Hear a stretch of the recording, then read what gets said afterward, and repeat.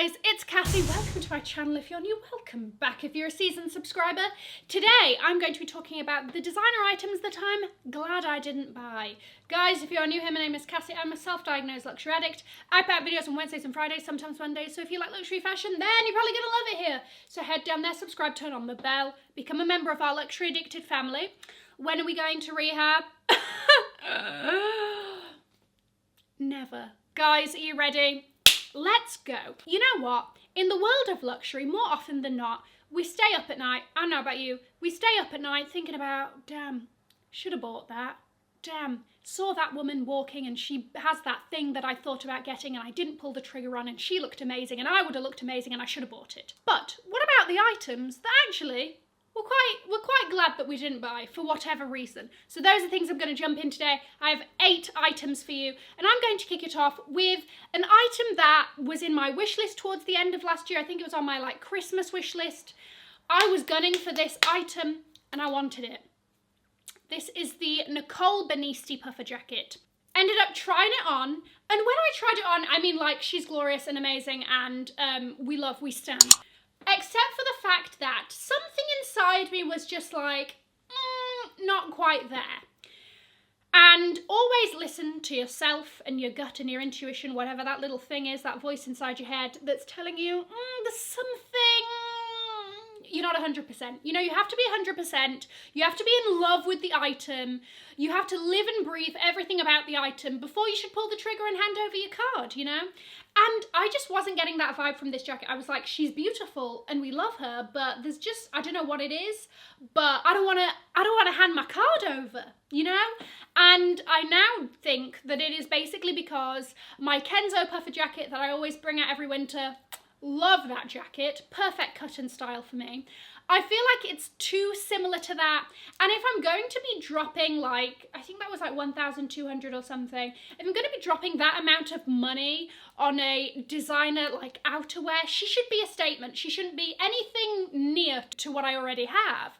So she just wasn't giving me that extra fire that would have made me pay that extra for her, and that is why I don't have a Nicole Benisti puffer jacket. Okay, the next item, again, featured it on a wish list at beginning of last year, and it was we all knew these PVC Chanel slides mules. They had a little block heel situation, right? I, of course, wanted them in the teal with the little CCs on the front there. They do them in black with Chat and Nell and all of that, right? Lots of goodness, Instagram fodder. I saw a lot of them. When I started seriously looking into them, I think they were about 800, and I remember thinking how are these more expensive than the trainers? What extra work are you putting into these to make them that much? But okay. So already the price was a little bit are they going to be worth it? And then on top of that, I really sat down with myself, as one needs to do every so often, and I just thought, Cassie, $2 signs, who the hell do you think you are? And one thing that I love to do when I'm thinking of buying an item, or I am just head over heels in love with the item, is I already come up with ways and outfits and, ways we're going to serve and all of that, right? And I was really struggling with these because I was this just isn't my vibe. And I don't know why I thought it was my vibe, but once again, I don't know who I thought I was. But it wasn't me. And as much as I advocate for going outside of your comfort zone, trying out a little bit something new, pushing your fashion boundaries, you shouldn't push it to the point that it makes you feel uncomfortable. And really, me clip-clopping along in these little mules, did we really think that was gonna work? So I didn't end up getting them, and I'm grateful for that. Okay, the next item is actually something that was purchased. I tried it on, was horrified, and swiftly got a refund. So this dress I'd been thinking about for ages, and it was the Jacquemus Bahia dress. Now, if there is one thing I've learnt about Jacquemus clothing, it is that a lot of it can be very thin, but not in the way that it's bad quality. It's just that is the vibe, it's thin and it just sort of, I don't know what word, sort of drapes over the body and blah, blah, blah. Here's the thing. Your girl doesn't have a Gigi Hadid body, so I'm really be needing a little bit more thickness. So I bought the Bahia Jacquemus dress. It was a white shirt dress and I was oh my gosh, white shirt dress spring summer moment. I live for that vibe. It came, not only was it as thin as tissue paper, and I then couldn't be bothered to like, oh God, I'm going to have to find an underslip or a pair of shorts or something. Now, I couldn't be bothered with going the extra mile to make it work. If it wasn't going to work for me from the outset, I was cutting it off. Let's push that to the side. Let's say that I commit to the fact that I'm okay with everyone while I'm on vacation getting a glimpse of the butt, and I'm okay with showing it. You know, I thought, let me commit to that. So I committed and I tried it on, and it was so ill-fitting on me, I cannot tell you. I was like, honestly, I've got too many things to be thinking about that are hanging out or on show with this dress that makes me feel uncomfortable. And, you know, like, I don't really need to be blessing the world with that. I was doing it for the good of everyone else plus myself. So, yeah, she went straight back, and thank God I don't have that in my closet anymore. Okay, the next one was, again, a story of commitment. Commitment to the vibe, commitment to delivering a look. And these were the Fendi Shearling slides. I have talked my fair share of trash about designer slides, but for some reason, I had convinced myself that maybe I just need to get a pair and commit to it.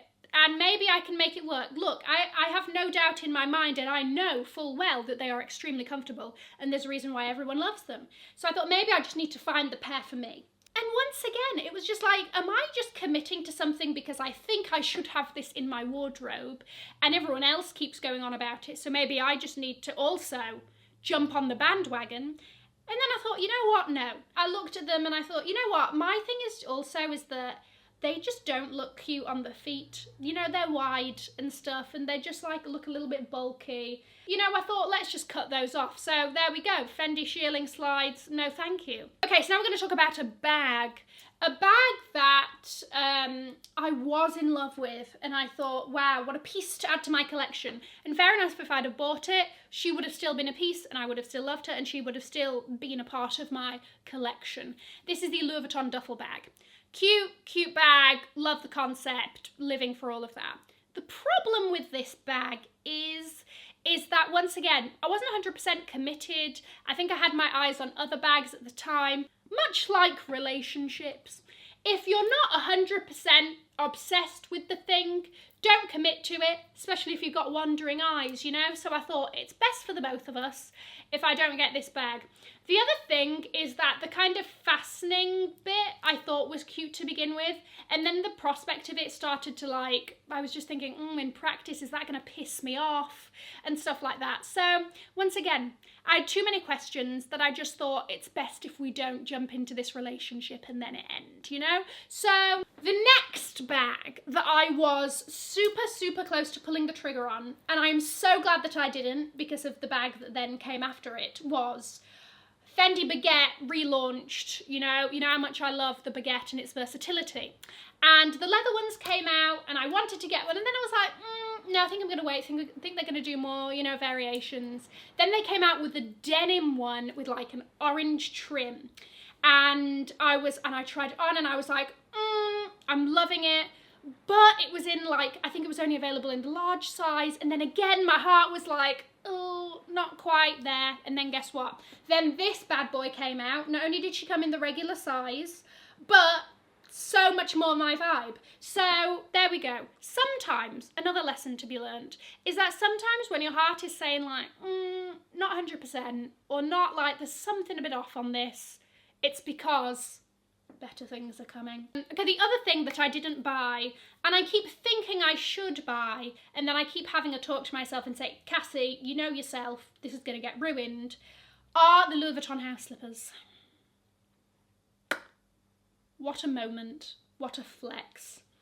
If you want to feel bougie AF, like a mother effing queen, like royalty, like an empress, insert other description of royalty in here. These are the house slippers for you. Now, I don't know about you, but I really hammer my house slippers, especially since we're indoors all the time. I already hammered my house slippers a lot before quarantine. I just wear through them super fast. No, I haven't got a chance in hell of keeping those for like more than a couple of months, you know? And I don't really want to have to replace a £1,000 pair of house slippers every few months, you know? If I'm paying £1,000 for a pair of house slippers, you know, they need to be my house slippers for like the next 3 to 5 years, you know? So as much as I am in love with them every single time I see them, and I keep thinking that just take it, just take my money, please, you're so fabulous. It's just not gonna work out for us, you know? It's like a toxic relationship from the outset. And my last item that I've never spoken about, that I actually think you might be a little bit shocked about. So this was a Gucci Dionysus bag, but it was a limited edition one that they did for like the New York Yankees. And I've always really loved the Dionysus style. I think it's a really great bag. I don't think it's basic. I think that there are so many cool variations it comes in and all of that. So I was gonna go for this bag. You'll be horrified. Because at the time, it was a toss-up between this bag and my absolute queen goddess of a purchase, my blue cruise Chanel. I can't believe that it was even a competition between the two. The Chanel is just such a clear winner, just like what a piece, what a piece.